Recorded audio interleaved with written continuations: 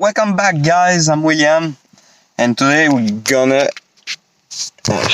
Welcome back, guys. I'm William, and today we're gonna install this beautiful steering wheel.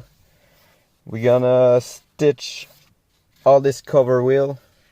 You will probably see in the next video that the focus that I have is not the same because I had a big car accident with the other.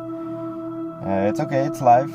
But I just started the car, so it's okay. This one, I prefer this one, is black. The other was red. So yeah, I need to retain the tail light on the back.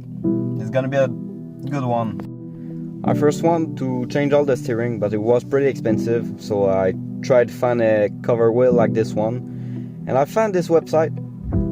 It was pretty cheap, and for the quality I had, and for the finish, I think it's worth the price 1,000 times. When you go to the website, you will see the different make and model of your steering wheel. You choose your color, your style option, your cutting option, and the customer service is pretty awesome.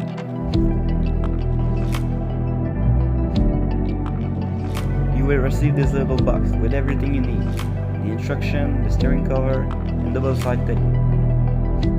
It was more than I did in this project, so let's continue and enjoy the video.